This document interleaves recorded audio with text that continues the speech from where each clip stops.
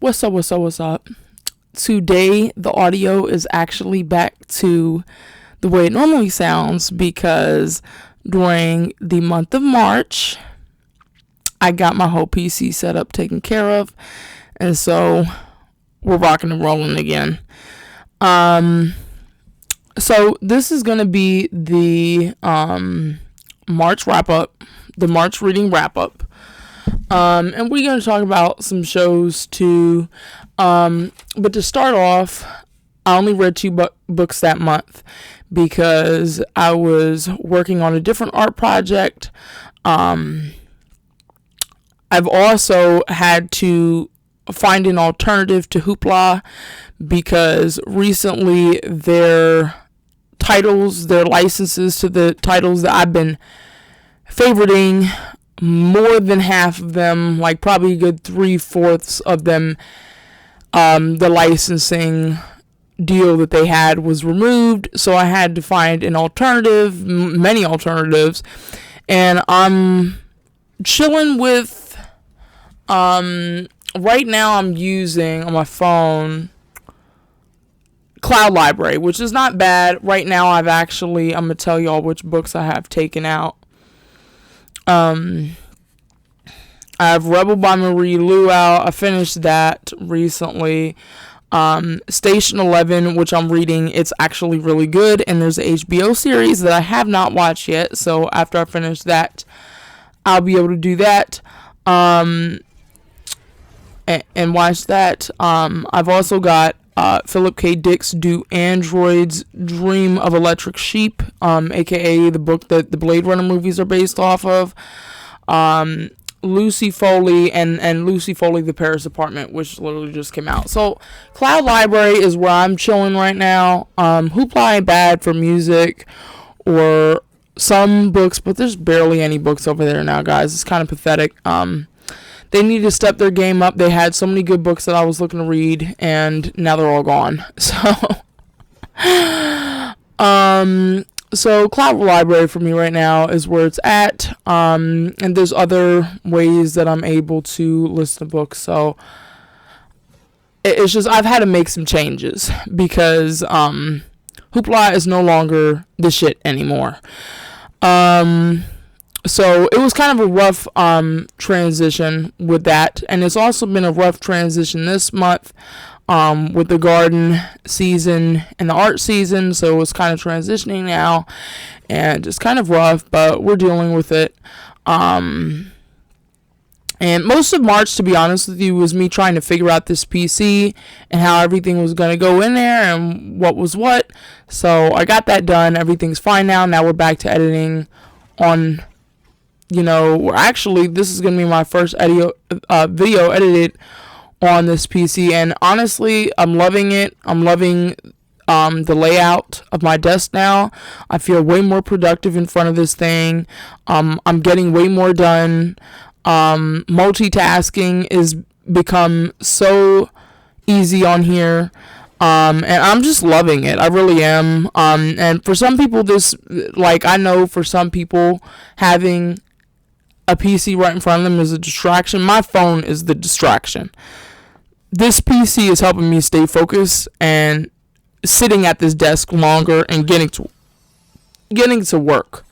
And it's also going to be a lot more to run my other businesses now, because everything's all in one place. I won't have to, like I said, keep running back and up and forth downstairs to do things off of my laptop. I can just do everything up here now. So really, I've got some use for that laptop still, but for the most part, this setup is a dream. It really is. But anyway, let's get into the books that I read in the month of March. I only read two, and they were both extremely popular books. So really what this is basically a review of Spare by Prince Harry and Daisy Jones and the Six by Taylor Jenkins Reid. Okay, that's basically what this is, because there's really nothing else If I can get in here and see.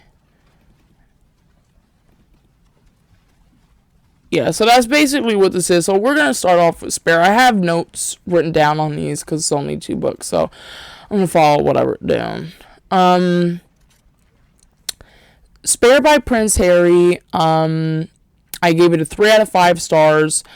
Everybody and their mamas has been talking about this book. There's a lot of criticism. There's a lot of praising for this book. There's a lot of mixed feelings on this book, and honestly, it's a mixed bag. Because when you go on Goodreads, let me show you. Let me read off what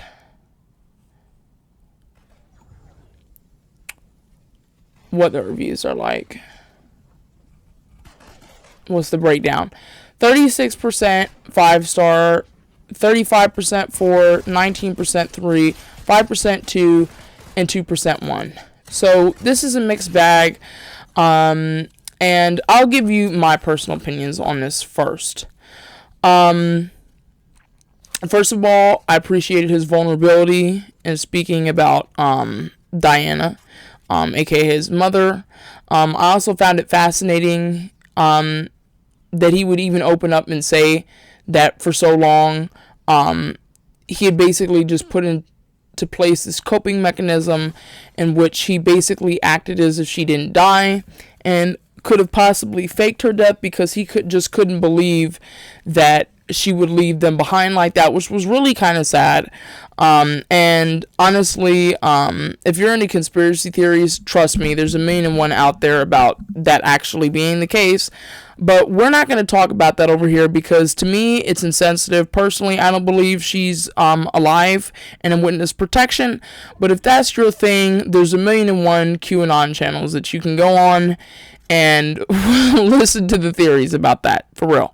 But we're not going to do that over here because it's something I don't personally believe, and I honestly think it's kind of disrespectful.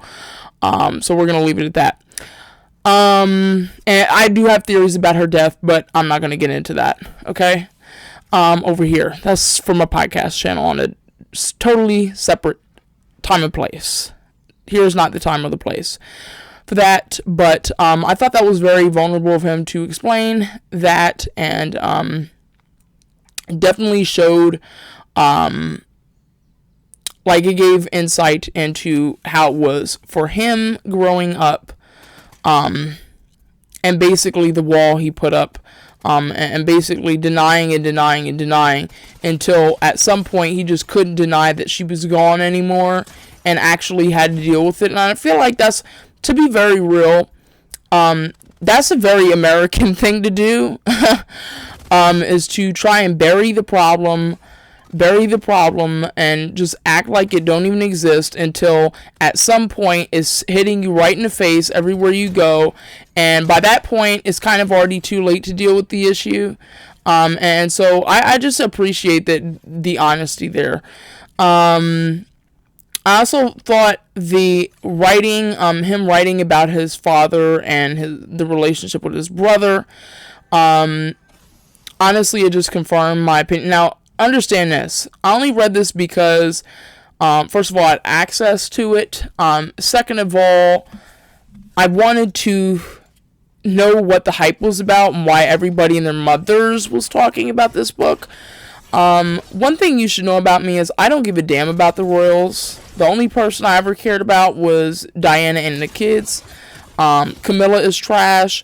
Andrew's trash. Charles is trash. The Queen is trash. And so was her dead as a doornail husband. They're both 6 feet under now, and I couldn't care less. So if you want to know my opinion on the royal family, that's truly how I feel about it. But I only read this book because everybody's talking about it, and I was kind of curious. It wasn't a terrible read. That's why I gave it a 3 out of 5 stars. It was just average. It was average. But going back to the part about, him talking about his father and his brother, this book honestly just made me dislike William even more. I don't think anybody likes William, and I think that's why William is always so harsh and hard on Harry, is because he's unlikable. He's very stoic. He's jealous of his brother, and that's obvious. And, you know, William is more like Charles, and Harry is quite honestly the closest you can get to Diana. And I think William is just honestly, we're not William stans over here. Okay, I'm just saying. In regards to Charles, I thought it was really crazy that he would joke with Harry about him not being his father. First of all, if you really are, like, if he really is Harry's father, the amount of trauma that has on a child to say, like, oh, I mean, we've heard stories like this before. Oh, you're adopted, you're not ours, blah, blah, blah. Like, the trauma that, if that's not even true, that's just messed up. And if it is true, and if there is some kind of, because there honestly could be an argument made about whether or not they're even related because of how different they are. But if that is the case, and if there's some truth to that, that is just like, that's mind-blowing, and it's also stunning with which the casual nature of how he would talk about that, and how he would go about dealing with that subject, like, is very insensitive, and I think it's very childish and rude. But I mean, there honestly could be some sort of debate again on my podcast channel where that's where this debate would be had. But there's definitely a debate to be had on whether or not they actually really are related, in my opinion, just based on how different they are. But again, that's an opinion. That's not a statement of fact. I'm just saying there's a case probably to be made about that. Okay. But then there's also a case against it. I'm just saying, I just thought that was crazy. That was nuts to me. I will say that overall, like, those are the only things that I could really understand. But I'm definitely critical of this book as well. I'm not hypercritical, and we'll talk about why I'm not later on, but I'm definitely critical of the way in which he wrote this. I thought most of it was kind of like stream of consciousness, which is not necessarily a bad thing. It's just you can tell his PR person or his editor was not sitting over his shoulder during this, because there was an extreme, like an exorbitant amount of talk about his privates and genitalia, which nobody needed to know any of that. He went on for a good probably hour and a half. Anybody who's read this book knows that I'm not lying. Where's the lie?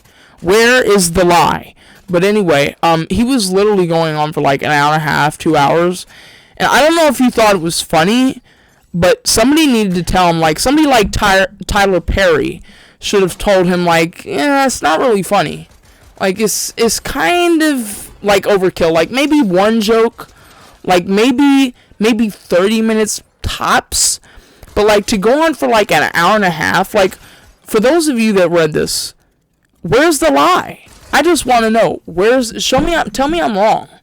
For real. But anyway, that's a small criticism. My larger critique is of his perception about,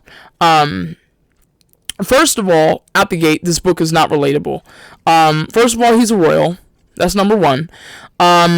Most of this book is him ranting and raving about the paparazzi and the papers lying about him. And I understand, because there's a lot of slander that goes on, and that should be addressed in a court of law.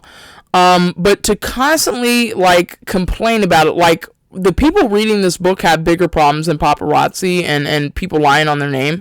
I mean, regular people have people lie on them for free and lie on them and never get sued.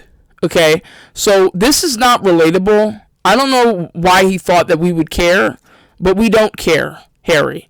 The talking about how he doesn't have an allowance for his bodyguard, how he wasn't getting money, period. Listen, Harry, if you haven't noticed, most people, regular common citizens your age, first of all, do not have bodyguards. They have to protect and fend for themselves. Okay, there's a constant threat of danger, constant threat to our lives, and we don't have 5 million bodyguards around us. And I understand he's a royal and, it's different, but none of this was relatable. The complaining about, well, I mean, let me look up how old Prince Harry is. And this is not like a jab to him, like, this is just how he grew up, but I'm just saying that nothing about this book is relatable. And nothing about this book is really, it's not coming off the way I think he thinks is coming off. 38 years old, and this man is complaining about an allowance. And his wife is, his wife is an actress, was an actress, whatever. She could start at any time. He can start doing anything at any time. He could record audiobooks like he did for his own book. He could start writing. He could start, I don't know what, but he's 38 years old and he's literally a prince.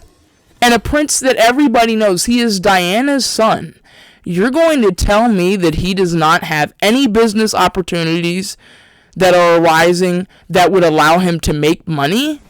Come on. We are not buying into this pity party. Boo-hoo me. Like, there are people out here, the people that read this book, almost now 200,000 people on Goodreads that have read this book,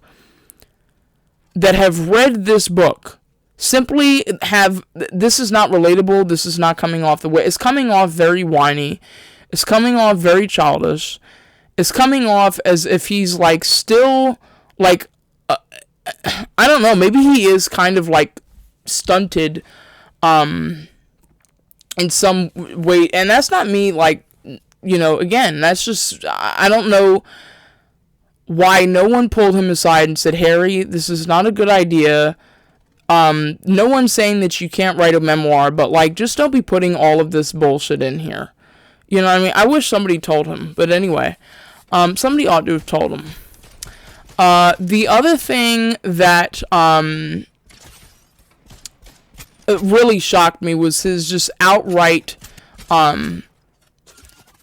like, I wouldn't say exposure, but his just constant talk about his military service. I would venture to say that if somebody talked this much about their previous history in any branch of any military anywhere on earth, that somebody would be coming knocking at their door. So it just goes to show you how the rules just don't apply to these people. And I'm not saying anything that he gave out was classified information. I'm just saying when you talk to anybody that has been in the military for as long as he was, or just even for a short, they do not talk. They do not go on and on and on and on about the military service. That's how you know, like, I don't know if he was trying to get brownie points. I don't know if he was trying to get, like, street cred. I don't know what he was trying to do, but it just was not, again, I don't know who, I don't think he had any editors for this. I really don't, because it's like somebody, I'm not saying he shouldn't have talked about his military service. I thought it was very interesting, most of it, but I'm just saying the rules don't apply to these people, and I'm saying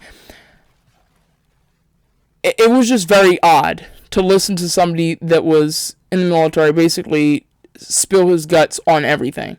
And I guess that's what a memoir is, but, like, honestly, that was one of the least, that was one of the more interesting parts of the book, but it was also, I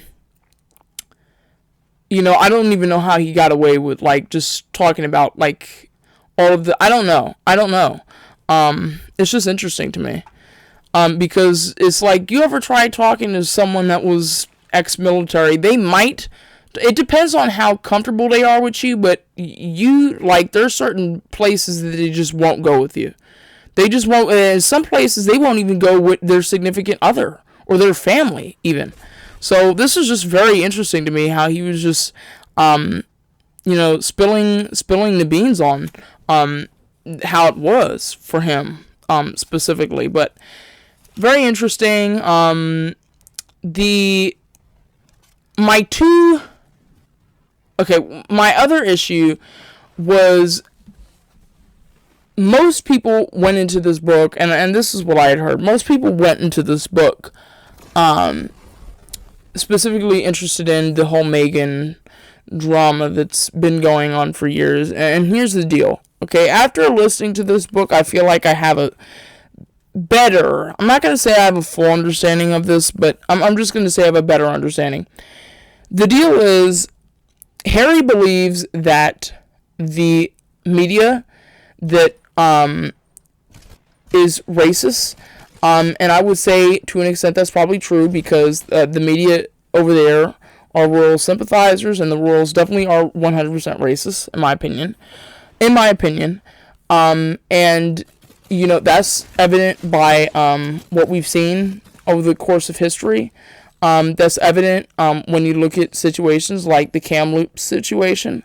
It's evident when you look at, like I said, just look at the history of the royal family. And the people want to talk about colonization. Okay, 100%, let's use that word. And just look at the history. So there's something to be said about that. But I will say that the public perception has nothing to do with race. I believe it's very possible, very likely, that the way in which the media looks at her has something to do with race, because when is there an issue that the media covers that is not focused on race? Can we ask that question? There's not a situation that the media covers where it has nothing to do with race. So absolutely, but I will say the public perception has nothing, in my opinion, the public perception has nothing to do with race. And by the FYI, I am mixed race, just like Meghan is. And, the deal is, in my opinion, the public perception is not based on that. Maybe the royals, maybe how the royals view her, and maybe how the media does, but the people are not thinking that way. The people are thinking that Harry is whipped, and the people are thinking that they're both extremely entitled, whiny little brats. And that is the public perception, and that has nothing to do with race. It has everything to do with that's exactly what they're acting like. And that's exactly what this memoir was. I felt like I was listening to a child rant and rave about, how he hates his family. And it was very childish for the most part. I do think there was some merit. I do believe that to some of the stuff that he was saying, I do believe his brother and father are completely insensitive. We went over that.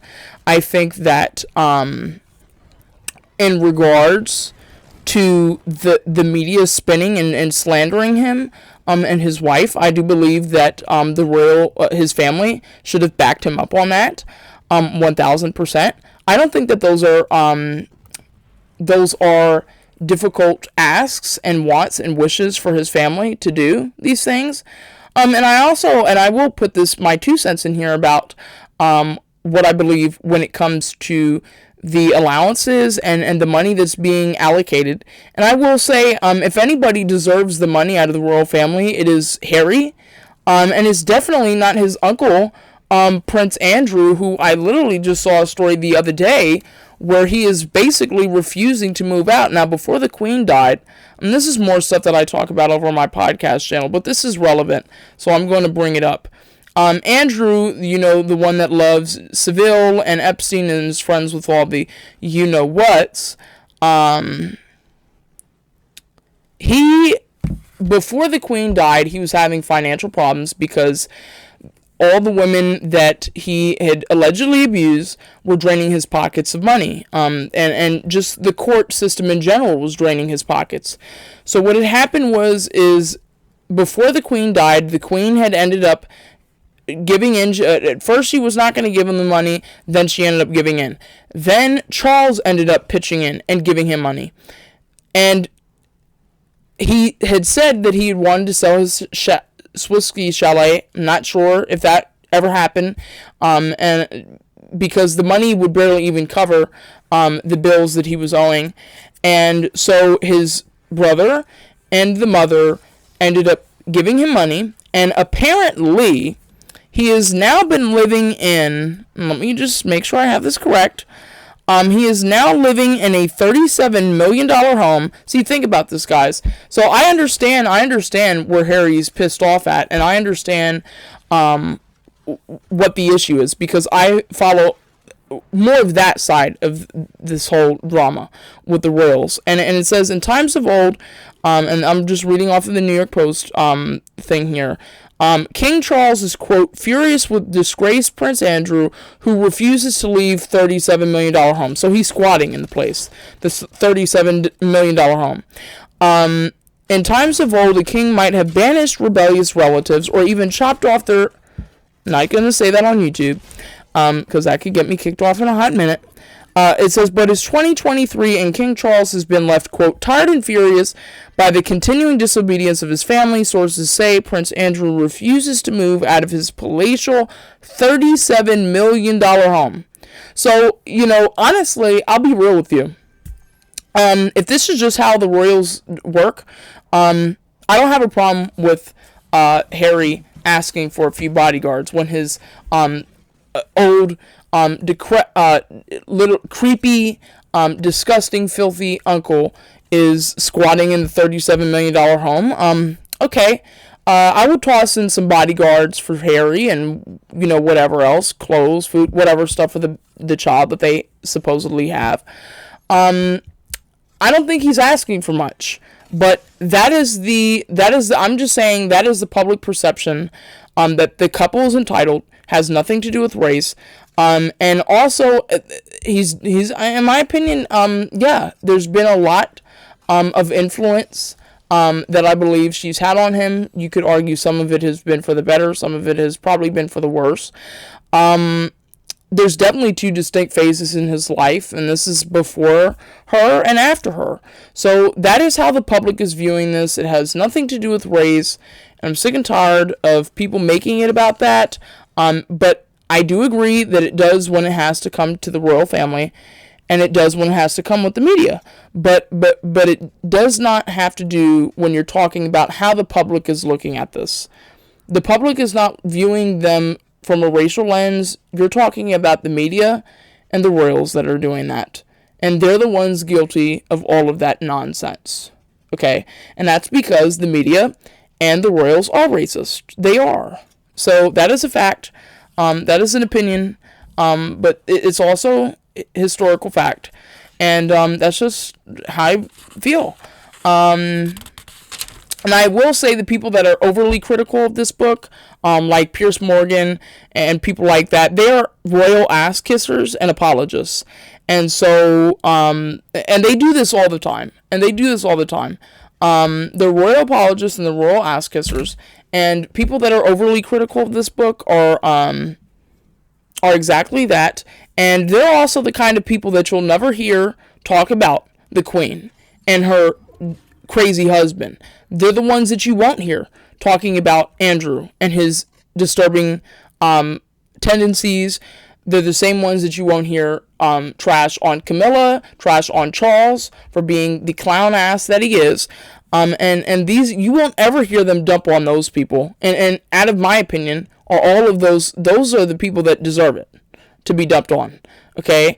You won't ever hear them criticize William, even though there's a lot to be criticized about William, in my opinion, as well. But you won't hear them talking about that. But they're royal apologists and ass kissers. And I don't think that there's a need to be overly critical. But what I'm saying is, it's a decent book. It's an average book. It's 3 stars. I think that there's a lot that's unrelatable about this book. I think that his perception about certain things is a little off. But overall, I think he has every right to be upset when his very questionable uncle is being given amazing treatment right now. Okay? If anybody should be getting zero money from the coffers, it should be Andrew. It should be Andrew. Okay? So, that's all I'm going to say. moving on to Daisy Jones and the Six. Daisy Jones and the Six, I gave a 5 out of 5 stars. It was an amazing book, and we are going to talk about the show. But we're going to talk about the book first. My reasoning behind reading this, now for years, as you may well know, this book has been popular for quite some time. I am pretty much the last to the party on this. I had not read it up until this year, up until March last month. But it's better late than never. And my reasoning behind reading this is that, first of all, everybody's read it. I want to read it. I want to see what the hype is about. And I wanted to watch the show. Okay? When I had saw the trailer for the show, and without even knowing anything about the true plot line, immediately I could kind of tell what the story was about. And it was giving me Civil Wars and Fleetwood Mac vibes. And I wanted to see what the story was like. And I knew it was a fictional story. And I just kind of, I needed more fiction in my life. So I gave it a read. Basically, what I had ended up finding out later is that it basically is kind of like a Civil Wars fan fiction.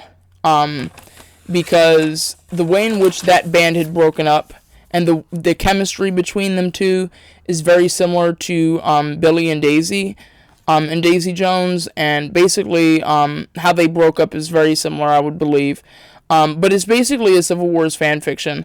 So if you love listening to the Civil Wars, you're probably going to want to read this book. Even though the Civil Wars is not a 70s or 80s band, if you like their story, you might like this book. And what I find interesting is that, here Sam Claflin is coming from, basically the Hunger Games. He did the Hunger Games movies. And the Civil Wars, was one of the bands featured on the original soundtrack. So I just find that interesting. That's a little tidbit that's interesting too. But in my opinion, the book is very well written and narrated. I listened to the audiobook version. The audiobook version is my favorite kind of audiobook. It's a full cast. It's dramatized, which is even better. They did an amazing job. The narrators that narrated this book, amazing job. It was funny. It was sad. It was all of the emotions that you would imagine, basically being around a band like that would give you. I thought it was a really interesting and unique format. It was basically, the format was Billy's daughter was interviewing all of the bandmates, and they were basically giving their respective answers. I don't think it was really broke down a whole lot by chapters. I could be wrong about that, but it was more of like a flowy kind of audiobook. I loved it. Loved it. It was hilarious at some points, and some points were just so dramatic, and I just was on the edge of my seat. And I read this book so fast because it was that entertaining. It's also not a long book, guys. It's pretty short. I don't know what the page count on it is. Let me see what the page count. Is there a page count when I'm on? Let me see. Oh, okay, there is a page count here. Page count 368. That's not bad. That's like median range. And it didn't drag on for too long. It was just the right length. This book was perfect, just the right size, and when you're reading the audiobook, it goes honestly even faster, especially if you read it on like 2 times or 1.5 times speed, which is what I think I did it on, but it goes even faster. It was just the perfect, perfectly written. It was a mostly fun read. But there were some difficult questions that this book posed. You could probably do a whole book talk about this, and just, I'm gonna go down the list of the questions that were posed. Basically, with this book and also the show. When and what is going too far? Is it appropriate to maintain business relationships when a line is crossed? Like, in other words, is it an obligation if you are working with someone and the line is crossed? Are you then obligated to still maintain that business relationship with whoever it is, no matter the cost? What is that line? What obligations does a man have to his wife and child? How do drugs and alcohol disturb life and business? When is it time to get clean? What effect does addiction and cheating have on a marriage, work or home life? Basically, the picking, the constant having to choose between when is it time for work and when is it time to stay at home. Boundaries in the workplace. How important is balance in these areas of life, the work and home? Because when is too much, like when Billy was at the studio 24/7 with her, is that it? And this is the thing, is it poses a lot of interesting questions. Like, at what point, when you have a wife and child at home, is the artistic expression too much? And when does the obligation to your family start to kick in? And that was an interesting thing for me to even think about, because personally, as a different form of an artist, okay, I'm a fine artist, okay, but there's a point where it's like you're sitting at a desk painting for hours. At what point do you have to, go back to living regular life? At what point is the commitment to your job, at what point is it too much to even live just regular life with your family? And I can only imagine it's probably even more difficult, especially going on tour all the time like musicians do, constantly being away from your wife and kids, and how does that eventually cause a rift in those relationships? So it was an interesting book in that way too, because it made me even think, like, and that's why I've always, to me, I and this is just my opinion, guys, and you can take this with a grain of salt, but in my personal opinion, I don't think an artist really would make a good spouse. I don't think a artist would really make a great husband, wife. I don't think an artist can really make a great parent, because you are constantly having to be absent in order to fulfill your obligation to the craft. So I have always been of the belief that it's like, okay, maybe you could maintain a marriage, but it's like once you start having kids and you're like never there,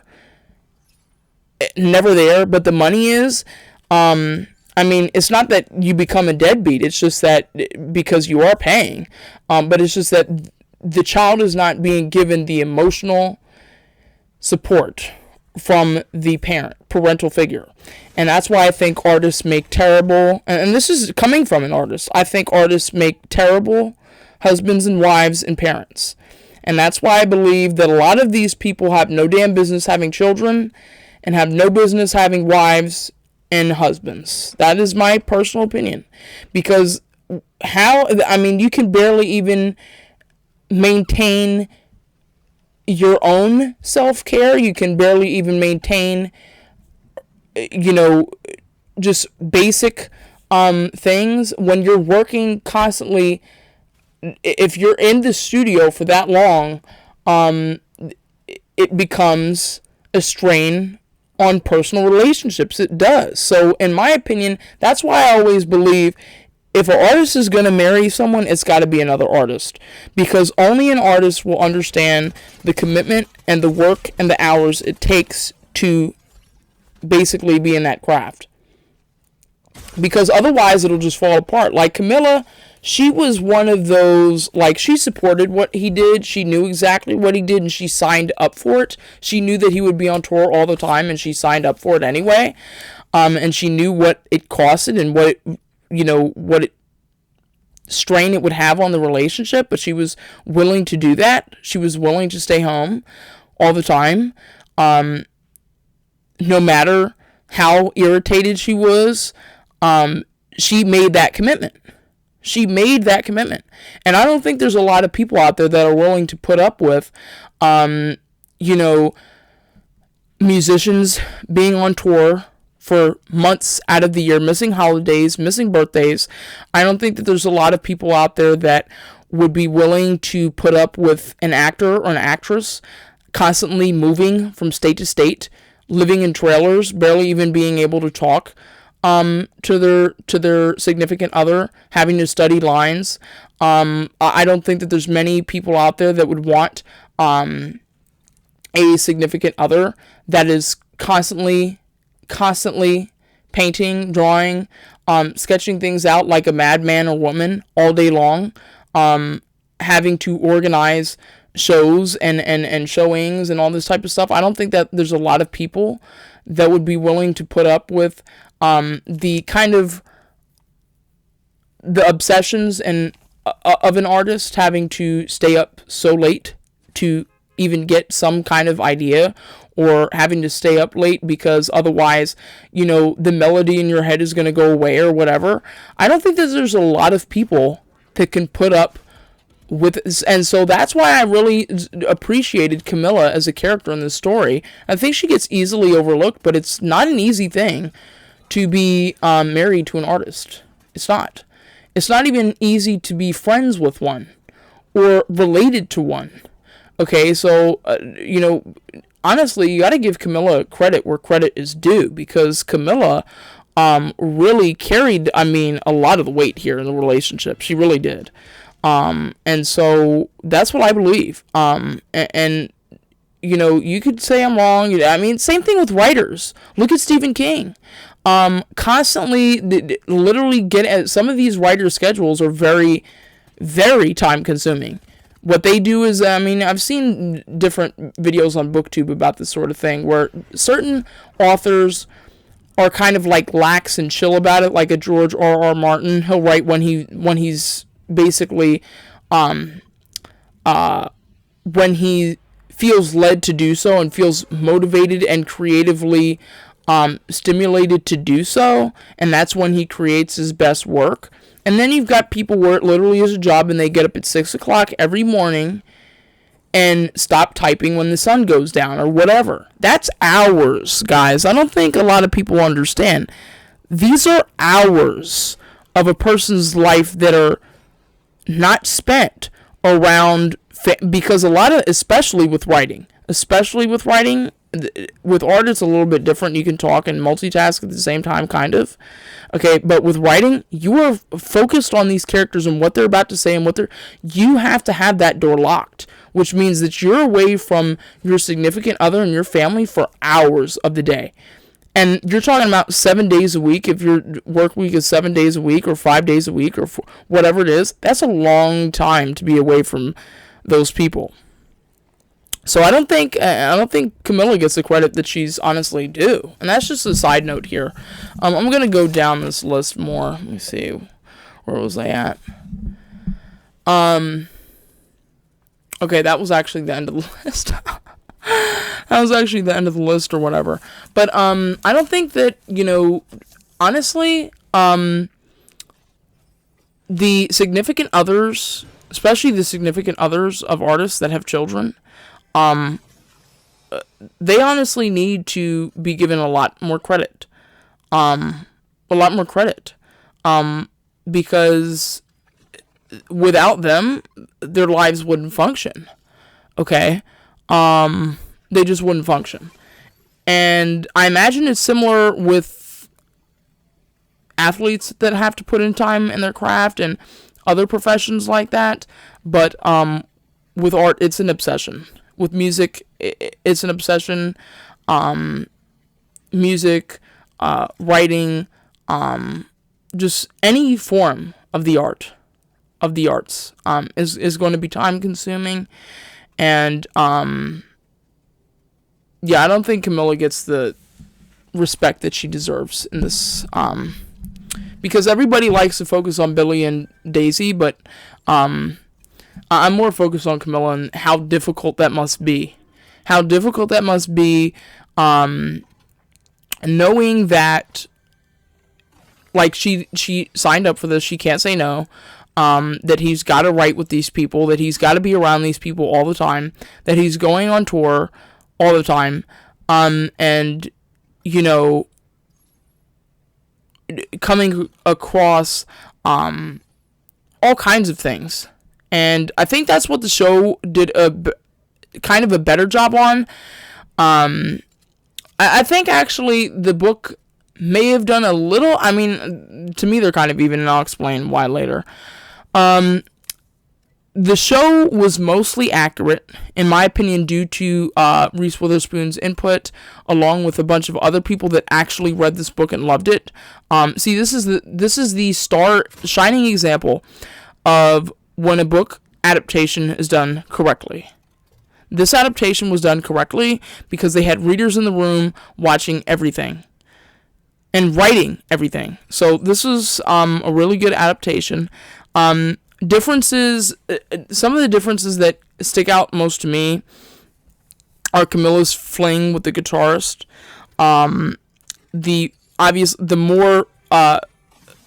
more the focus on Simone, like literally whole episodes dedicated to her, when in the book it was kind of like a sideshow. It was kind of like a side thought. It wasn't even really, she was just a character in the book, basically. I don't remember the book going into a whole lot of detail about her career, and I actually did appreciate that because I like Simone's character. I don't remember Daisy, ODing in the book. I don't remember that. I'm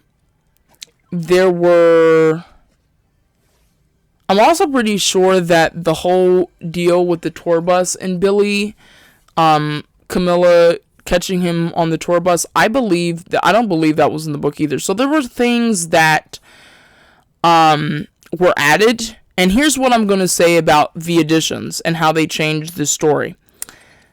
To me, Camilla's fling with the guitarist was an important addition to the story, and let me explain why. The reason why it was an important addition to the story is because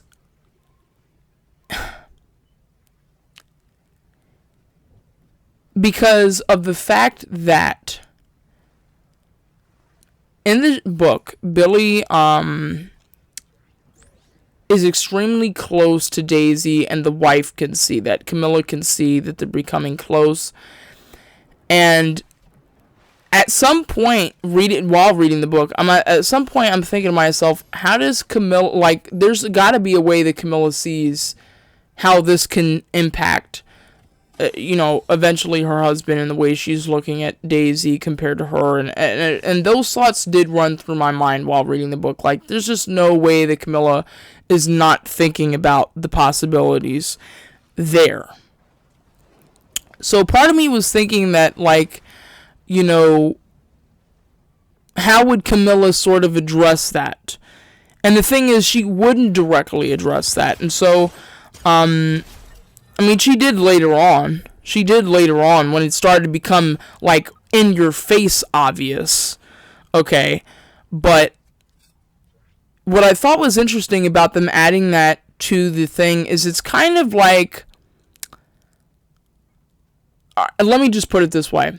If someone is thinking that their significant other is cheating on them, okay, the immediate reaction is, oh my God, I want to get revenge. I want to, do something to them, or I want to make them feel what I feel. So if she's here thinking this whole time that they are actually getting together, okay, if Camilla was thinking that this whole time, there is basically no way that she wouldn't try and counteract that in her own way. And that's what that added to the story. And that honestly added a little bit to the story in the fact that, obviously leading to the band's breakup, and And leading also, and it was also interesting because there was some sort of animosity that the Goddars had towards Billy the whole time because he was into Camilla. So I didn't think that it was a big of a stretch. And I will say that I'll say it's more realistic, is what I'm gonna say. I'm not gonna say if it was right or wrong for them to add that into the show. I'm just gonna say it's more realistic. Because if somebody is thinking that that's going on, that's going to kind of be a somewhat natural reaction to that. And I'm not saying that that's a good reaction. I'm just saying that's probably the reaction that most women would have. It's like, oh, this is going on. Well, then let me, whatever. And the also realistic part of this is that Camilla, she wasn't going. See, this is why I thought this scene was done so well. And that they added this into the show, and it didn't need to be added, truthfully. But the way that they added it in there was honestly perfect, because here's the deal. Is Camilla, she went out, right? Obviously trying to make Billy jealous. And when she went out, she soon realized at the bar that she was in the wrong place at the wrong time. She shouldn't be doing this. She loves Billy, even though she thought that something was going on there with it, which it wasn't. And so you can see the realization start to hit her on the face when she's sitting at the bar and she's realizing that she's not really supposed to be there. She's a mother, kind of like a crisis moment. Like, she's having a crisis moment in her life. Sitting at the bar, realizing, what am I doing here? And then the guitarist walks up, and she realized, then at that moment, everything from there becomes easy, okay? Because she wasn't going to go out and put her go out of her way to do something like that. But because he was there, and it was easy, and she felt like she was getting one over on Billy. And I thought that was very realistic, especially because she was a mother, and to be quite honest, there was that just was so realistic, to be honest. That was written in perfectly, seamlessly almost. And I think that added an extra layer, again, to the story about why they broke up, why the band broke up, and, it added an extra layer towards Billy's almost hatred towards Camilla. And I'm not going to say that he hated her. It kind of is, though. Because at some point, Billy's just seeing her as a roadblock to what he really wants, which is a life with Daisy and the band and no children and no wife. And so that is what, and honestly, that kind of, I don't know, I just feel like in the show that accelerated things. In the book, none of that happened, but it didn't have to happen because the stuff was gonna, eventually there was gonna be an overflowing and a pot that boils over at that point anyway, because the connection that Billy and Daisy had was obvious, and it was becoming to the point where just Camilla couldn't ignore it anymore. She had to address it. But I did think that in the show, it added an extra layer, and a more realistic layer. And the thing is what I thought was interesting about the book and the show and how they decided to portray what happened in the book is that, honestly, it could have went the other way. Could have went the other way where in the show, Billy just outright said, oh, no, I did do something with Daisy. But the realistic part is that Billy knew that even though in his mind he was kind of getting sick and tired of Camilla and the child, after what had happened, he was, no matter the cost, he was not going to give in to that, because his commitment towards staying clean and staying committed to the relationship was more important than any desires that he had about Daisy. And so that part was realistic, but it also could have went the other way. It could have went the other way and been like, oh yeah, he did do something, but to me, the way that they set up the show was more realistic. I think that in this case, that, them adding that to the show was more realistic, because at the end of the day, She probably would get those thoughts in her head, and that would start to take over. And at some point, she just begins to. They both started to kind of hate each other towards the end, honestly, because Camilla's sitting there and she's like, "So I'm at home, stuck with a child, and you're gonna go, do this to me." And she was trying to reclaim some of her dignity back, and really ended up losing it all in the end, in my opinion. This is my opinion. So it was done. Some people really have a problem with that being added to the show. I think it's realistic, to be honest. I do. Because the animosity that grew between those two, mainly on Camilla's side, a little bit less on Billy's side. For Billy, she was more of an inconvenience. For Camilla, seeing her husband's relationship with Daisy wasn't an inconvenience. That was just, to her, that was, embarrassing. It was rude. It was crossing over that line. It was crossing over a boundary. And honestly, if she truly believed that was actually going on, that there was actually something going on between them, that it actually became personal. So I thought that was not a bad addition to the show. I appreciated more the focus on Simone and her career, because I kind of feel like she was brushed over as a character in the book. And some people are probably pissed about that. I'm not. Okay, I'd like the focus on that. What else? And some of I'm sure there's other changes that I'm missing. But none of them were significant enough for me to notice. Yeah. I was overall pleased with the show. I was even more pleased with the album. Truly, Sam Claflin is one of the best actors when it comes to adaptations. He's given us the Hunger Games, the latter half of the Hunger Games series. He's given us Me Before You. He's given us Adrift. He's given us so much stuff. He's honestly the best when it comes to adaptations. When it comes to the music, I was very shocked at seeing that all of the actors not only sang their songs, but learned the instruments. I found that was very impressive. Riley, if you didn't know, Riley is the daughter of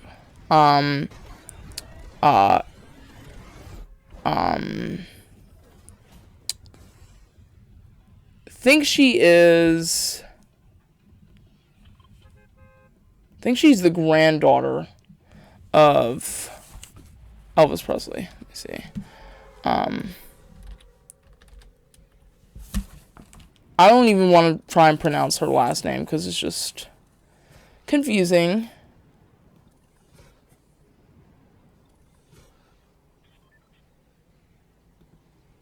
Yeah, she's a granddaughter.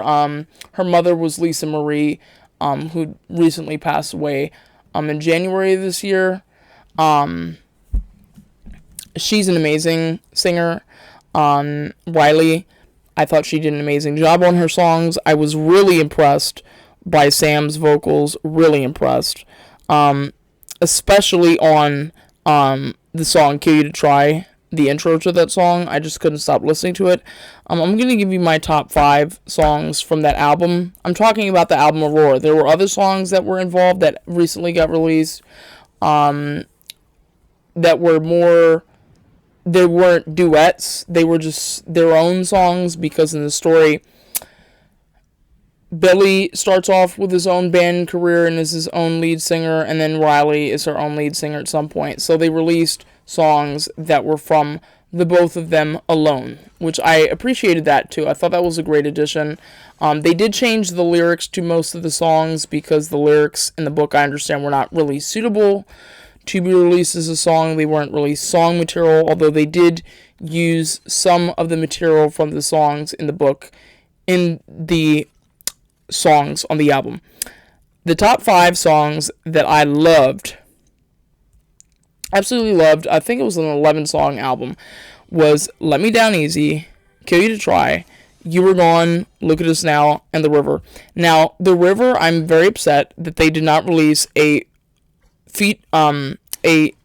basically a live version with Simone singing it, because when she was singing the song in the last episode, I was like literally so impressed with the way that she put her spin on this song, and so I would really appreciate if they did a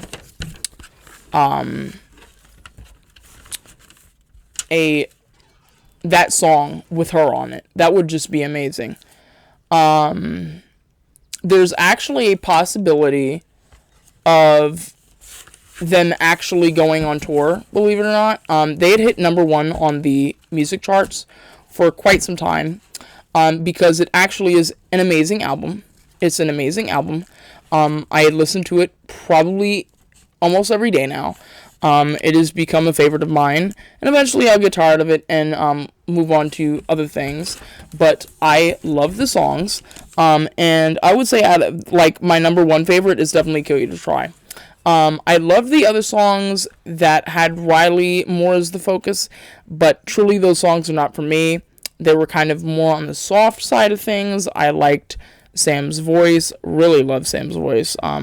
Honestly, it's crazy how they both jumped into a totally different art form, and both of them did such an amazing job.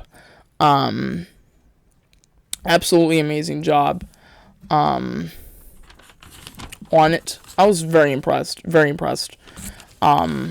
because that's a big leap, going from just regular acting to not only having to act, but you're also literally having to sing the songs, you're having to play the songs. It's just very impressive to me. Very, very impressive. I'm not a too big of a fan of the only song that they have that Simone sung. Not too big of a fan of the song that was released for her, but I am a huge fan of how she covered The River, and I wish they would just do a cover with that. I also think it would be really cool if, because this show is based on basically Fleetwood Mac and the Civil Wars, that if they do go on tour, or even if they don't, they should honestly just create an album where they cover a lot of the songs. That would be so cool. I think everybody would love that. I also, in regards to the historically, like it being somewhat historically authentic when it comes to the time period, I will say that after reading Steven Tyler's book, of how it was like to be in a band, at that time, I would say it's pretty damn accurate historically speaking, when it comes to how the scene was back then. That was actually one of the things that was interesting about the first few lines of the book, is they were setting the stage, basically painting the picture of how it was back then. So I really did appreciate that, in regards to how it looked on screen. I just thought they did a great job. I thought they did a great job with wardrobe, the hair, the makeup, the lighting. Everything was perfect about the show, in my opinion. It really was a great adaptation. And we don't see many of those these days, because there's become, in my opinion, a total disrespect towards authors and the source material that they're basing their shows and movies off of. And that is totally not what this show was. This show respected the source material, respected what the fans wanted to see, and I thought it was so beautifully and wonderfully well done. Well done. Everybody loves the show. I love the show. I think that it did such a great job. I also think that they really hit in this show. They really, like some of the stories, like with, I think it was Warren. Wasn't it Warren, his name? Let me see.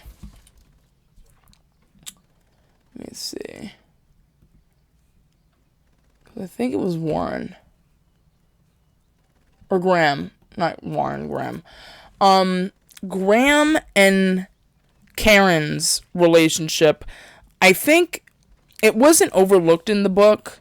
It's just that I loved the focus on their story as well, and because it wasn't just Billy that was going through it in his relationships. It was also Graham, and Warren is the I think he was the other. He was either the drummer, the guitarist, whatever, but I liked Warren's character a lot. I thought he was cool too. And I liked the focusing on his, kind of chilled out vibe. I liked his, how I like how the show is what I'm trying to say is I like how the show focused on things that the book glossed over. The book did a great job at explaining all the characters and like who they were and their personalities, blah, blah, blah. But I like that we got screen time for these characters, is what I'm saying. Because in a adaptation that was 100% based on the book, we wouldn't have gotten as much screen time for Warren and Grimm, I don't think. And I just really liked it. And overall, I'm looking at on Google right now, 96% like this show. 96% of Google users like the show. It's got a 8.1 out of 10 on IMDb, 70% Rotten Tomatoes. Guys, the numbers speak for themselves. Them going to number 1 on the charts, even though they're a literal fictional band. Okay, all of this speaks for itself. The numbers speak for themselves. And I'm just saying that if you're looking for a great show to watch, if you're looking for a great book to read, I would say read it. You're not going to be disappointed.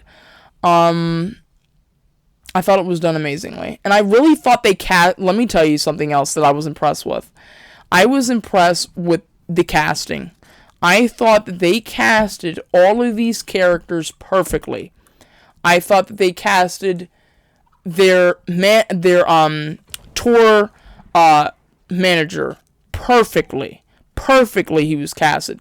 They casted Teddy perfectly. The casting for the show was, honestly, it couldn't be more perfect. It couldn't be more perfect.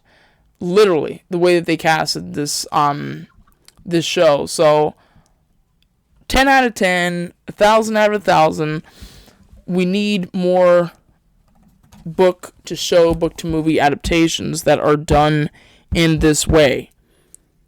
These people that are making these adaptations need to take notes. Take notes. Because this has been the most successful book to show adaptation I have seen in a long while. Okay? In a long while. And people need to start taking notes. They need to start taking notes because let me tell you something. What have we talked about on this channel before? The ultimate disappointments that were Artemis Fowl and Woman in the Window can never be forgiven. Can never be forgiven. Okay? They were ultimate disappointments, and we need people to care more about the source material. Okay? So, props. And I'm going to leave you guys with a bonus, because here's the deal. I didn't read a third book. I only read 2 books. Like I said, so I'm going to give you guys a bonus for something that I also enjoyed in the month of March that was also, in my opinion, historically accurate, beautifully filmed, beautifully done, beautifully casted, and that would be Medici. Medici, the show, I'm obsessed with it. It's one of my all-time favorite shows now. It was done perfectly. The first season was okay. The second seasons were the best. The second season was the best. But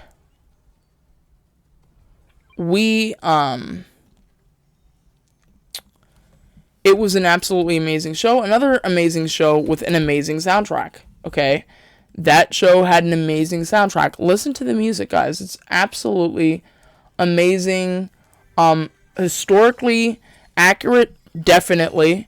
Although I'm sure they played up a lot of the different characters and different things, but it was mostly historically accurate. I thought it was cool how they, because the Medici family were patrons of the arts, and that comes up in art history a lot, that they did pay attention, gave focus to not only the politics, but also their being patrons of the arts. I thought it was cool that we had basically people pop up like Leonardo da Vinci, and what was the other one? There was another one too that popped up. Oh gosh, I wish I remember. Wish I remembered. There was another one too that had popped up that I thought was really cool. Gosh, if I could remember. Botticelli, I thought it was cool that they just added all the artists in here, but I'm trying to find the other one. Because he was the... Where is the one? Oh, come on. Because I remember the name. If I saw the name, I would remember. Oh my gosh. Was it Michelangelo? I'm trying to remember. Let me see. Michael. I think it was. Let me see. I think it was. I'm pretty sure. I could almost swear that that's the truth. I think I'm right.